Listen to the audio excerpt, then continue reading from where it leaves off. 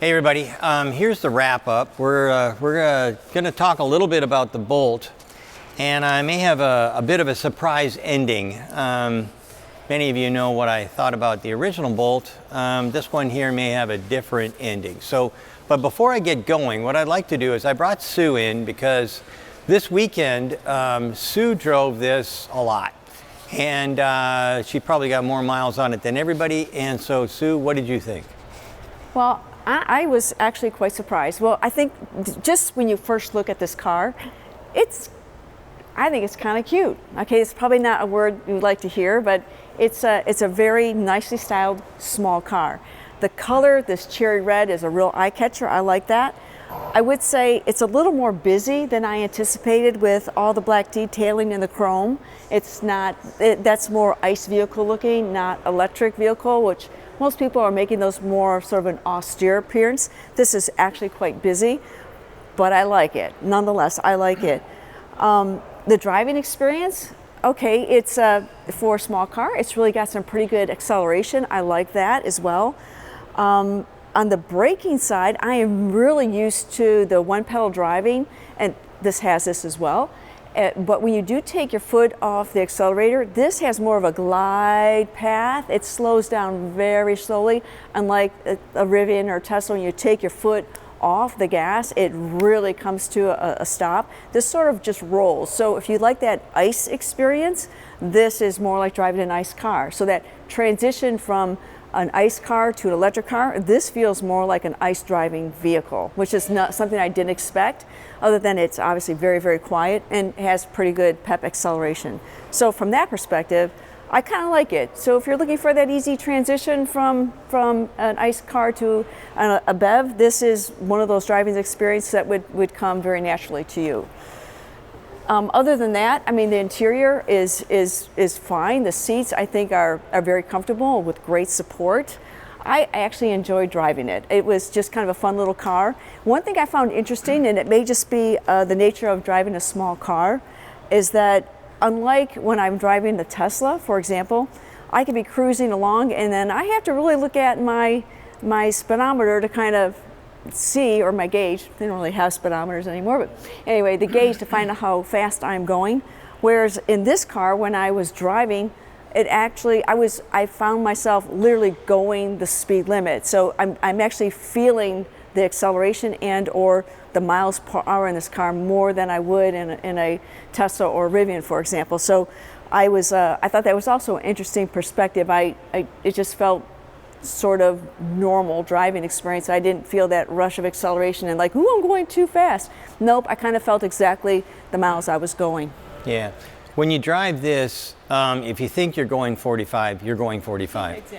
But if you're in a Rivian or you're in a Tesla or you're even in your Lightning, if you think you're going 45, you're really going 75.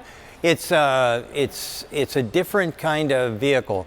And when I was at Ford and we were doing testing on vehicles, to have it so that you felt like you were going the speed that you should be going, that's kind of a cool trick if you can make it happen.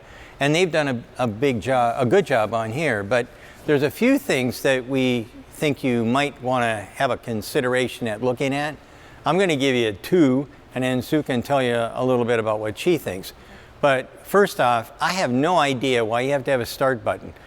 This is an antique that you can get rid of and save yourself about $8. I think it's around $8 for something like that. $8 a unit times 150,000, I mean, that's a pretty big deal. So I would get rid of that. And the other thing I do not like is the fact that this has still got a park pole, I think, because when you come to a stop, you roll and it goes. I don't like that. That doesn't feel electric to me. That feels like, again, back to the old ice age. Mm-hmm. But why don't you talk about? I would agree. Before I even drove this car, I just sat for a minute to see how intuitive it would be to start, because I've never seen one of these, haven't been in a Bolt even when it first came out. This is my first Bolt experience. So just having driven several other electric cars, I was trying to figure out how do you actually drive this. So, I'm looking at the stock and then you realize, you put it in, pick the buttons in the center console area to do drive or reverse. So you have to like push them up, not push them down. So you fool around with that for a bit, and then you finally realize, oh, there is a start button. So that messed me up as well. I would have almost preferred a turn dial than those buttons. I think that was not very intuitive. I mean, I got it, but I watched everybody drive it, and they were like trying to push it down, and then they realized, oh, we have to push it up. Well, it's called a push button. And well, you don't want to push it down, because if you're putting stuff in that area, you don't want to accidentally put it in a new gear or something. It's like, well, that would be bad. You know what? Here's the thing. You could have a push button, right? So you could push it and it would turn it on, and you can push it to go to another one. And then if you put it in park and you push it, it's not going to go anyplace. Because you got to have your foot on the brake. So that idea goes away. I personally think that if they got rid of that, there's like, that's more like about 15 to 18 bucks worth of junk that you could get rid of with a small change to the IP, or the console, that would give you more room to put stuff. Yeah. And then I wouldn't even waste time with a dial. I would just put the, like what Tesla's doing. If you want to go on the S, you just wipe the screen down and you're going forward, and you push it up and you're going forward. It's easy peasy. The other thing I still like I don't mind the stalk. I'd like to get rid of all the buttons and the start button and just use the stalk. I understand that more. That to me is more intuitive, but that's the other thing. These got too many buttons here. I think you got double and sometimes triple redundancy on these buttons. Scrap them. Put them on I mean, you already have them on the screen. Get rid of the rest of the buttons. So there's another 15 bucks that you can get rid of in the way of costs associated with all those little buttons that I can't find anyways, but I can find them easy on the screen. I thought that the screen system on this was far superior to what I've seen in the, let's say the ID4 or many of the other vehicles that we've looked at. I actually kind of like this. I was very surprised at the PEP taking off. It does take off. It's as Sue said to me when she drove it the first time, it's got some spiffy acceleration. So there you go. But I got to eat some crow because I drove the first year that these things came out in 2016. I drove that car. I was not impressed. I didn't like it at all. I thought the BMW i3 was a finer car, and it was bespoke, which this is still not a bespoke car. However, they have gotten rid of some of the things that we couldn't understand why they did them that way, and some of that stuff's gone. The other thing that was that Sue had mentioned when she got into the car was how fast the air conditioning system works on this vehicle. Fabulous. It's a fabulous air conditioning system. So fabulous.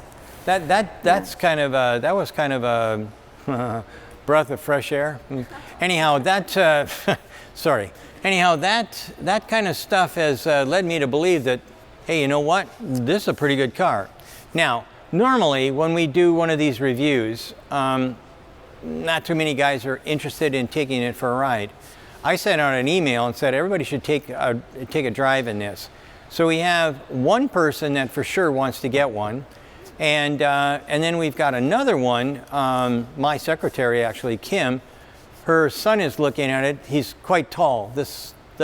He likes everything about it except that it's hard for him to squeeze into this box. So he's looking at the SUV version of this. But anyway, I'm telling you, the upgrades that they've made to this, and we've seen quite a number, make it so that I'm happy that General Motors has pushed out a vehicle that I can actually say, hey, you know what? This is not bad. This is a pretty good car. It's not a Tesla. If you're expecting a Tesla, you're not going to get one. It's half the price as a Model 3, but it's pretty good. And by the way, if you buy the plain Jane and you get the $7,500 that they're promising us from Washington, if you get that, that means that this vehicle is going to come in under $20,000. under 20 grand for an EV with the size of the battery and the range of this vehicle, that's stunning. I'm really impressed with that. That is a good deal. It is a good deal. I think that General Motors it took 3 kicks at the cat to get this far, but I'm pretty sure that this is a vehicle that if you bought, you'd be happy with. Now for the part that makes me really surprised. I contacted a couple of people who've had one of these for almost a year. And one of the things that they said was, hey, you know what? I love the rear view mirror turns into a camera. Okay, this is a high-end vehicle, and they took it out. I'd say, you know, get rid of some of those buttons, get rid of the push-pull stuff, and put that back in. When I saw that video, I couldn't believe my eyes. I thought that was brilliant. The other thing that I think is brilliant is this guy traded in his car that he was spending about $250 a month on for gasoline and other things, oil changes and whatnot, $250 on, and now he's down to $20. Okay, so I know a lot of people that watch here aren't really math folks, but 20 is a lot less than 250. And especially if we start looking at, okay, right now, gas is artificially low because the government is manipulating it. But at the end of the day, sooner or later, they're going to have to put it back to where it really is. And at $100 a barrel, or thereabouts, you can't have $5 a gallon for gas. It ain't going to happen. The math's not there. Somebody's losing out, and that'll be our road system. But this. And what is the range on this? 270, 300? 256, I think. 256? And that's okay. Up from where it was before. See, that's pretty good. Yeah, they added like 30 or 40 more miles, and that's with a battery that's smaller in size and whatnot. If this was a bespoke car, if this was made specifically for the EV market, I'd be on this like white on rice. But still in all, this is a damn good buy. I think people buying this that are transitioning from ICE to an EV, this will be an easy peasy transfer. Everybody that's driven it, this is universal. Everybody says they like it. And it's hard for me to argue with that. So General Motors, good job. I'm not going to jump up and down and recommend the Hummer or anything like that, but this is pretty good. And for the rest of the folks out there, to all the other car companies, I would highly recommend you get one of these things and tear it down. This is especially if you want to enter the small car market at a pretty good price point. This is something to contend with. I think you at least a good starting place, right? Yeah. So, well, there's no secret. I can't tell you the people, but we've got some of our customers that are coming in to have a review of this vehicle, so that they can benchmark it against the small car that they're trying to design. It is a big challenge. Everyone is coming out with the more luxury vehicles with a higher price point because it's a natural method by which you can make profit on these higher priced cars. This is a challenging market. This small, compact electric car under the 25,000, 25 to 20 would be a market that is underserved right now. And this is a great answer to that at this point. And I'm not sure, there may be a Fiat 500 maybe out there that's close, but it's even smaller than this, I would think. It is smaller than this, so and there's not that many offerings in this market in the U.S. Maybe over in Asia they're doing that. Yeah, in China for sure, here, but not here. Not locally. So this is again, it's something to for the rest of the OEMs to look at, and if you want to get into that market, at least you have an example of maybe how to execute and then improve upon it. So it's a good place to start. It's really difficult to do a small car and make any money. So you have to have the best team, not the losers. You have to have the best team that you've got for engineering to put on a car like this to try and see what General Motors has done here with the Bolt, and then find out how you can utilize what's good and improve on what's not so good. But for right now, not a bad deal. No, I mean, all in all, like I said, I think GM did a fine job. They can only improve from this. So Well, I they think- have improved from this. and From they're the gonna 2016 continue, to I'm this. sure. This is like Yeah. amazingly different. I'm sure. You're right. I really was not happy with the original one. We looked at one that was a 2020 version, I think. That didn't do much for me either. This one here, though, this is really a good. We're talking too much. Okay. Anyway, that's enough. Let's wrap this up. Thanks for watching Monroe Live. If you're of a mind, we'd really like to increase our subscriber list. This is only for Corey. I mean, he sits in his office weeping when I don't say that. But anyways, have a great day, and we'll talk to you soon here at Monroe Live.